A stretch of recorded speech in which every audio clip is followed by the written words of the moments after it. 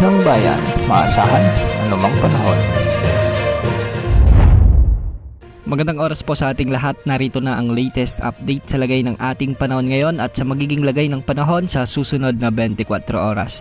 Sa kasalukuyan ay umiiral pa rin o nagpapaulan sa malaking bahagi ng Palawan at Visayas ang shearline.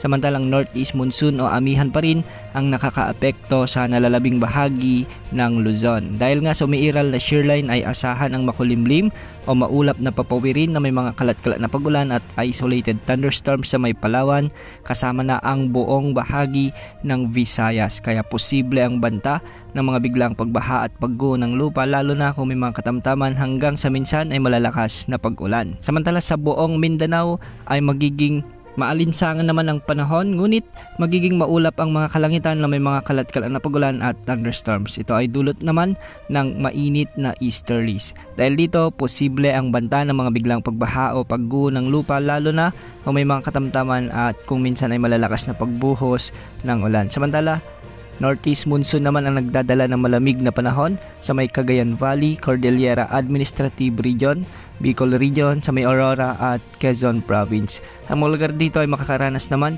ng maulap na kalangitan na kung minsan ay may mga kasamang pag-ulan. Posible pa rin ang banta ng mga flash floods o landslides lalo na kung may mga katamtaman at minsan ay malalakas na pag-ulan. Samantala sa Metro Manila, nalalabing bahagi ng Luzon ay northeast monsoon naman ang magiging dahilan kung bakit magiging bagyang maulap hanggang sa maulap ang mga kalangitan na may mga kasamang kalat-kalat na mahinang pag-ulan. Para naman sa lagay ng ating mga karagatan, ang mga pag-alon sa northern at eastern sections ng Luzon ay posibleng umabot hanggang 3.5 meters. Ang mga pag-alon naman sa nalalabing baybayin ng Luzon, ang eastern sections ng Visayas ay posibleng umabot ang mga pag-alon hanggang 3.1 meters. Para naman sa nalalabing baybayin ng ating bansa ay posibleng umabot ang mga pag-alon hanggang sa 2.5 meters. Bukas asahan pa rin ang pag-iral ng shearline at makakaapekto pa rin ito sa bahagi ng Palawan, sa may Albay, Sorsogon, Northern Samar, Eastern Samar, Southern Leyte, sa may Dinagat Islands at Surigao del Norte. Mga lugar na nabanggit ay posible pa rin makaranas bukas ng mga pag-ulan dulot ng weather system na ito.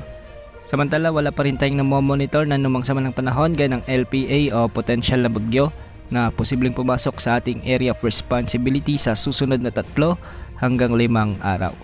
Yan ang update sa lagay ng panahon. Ito po ang weather update ng bayan, maasahan anumang panahon.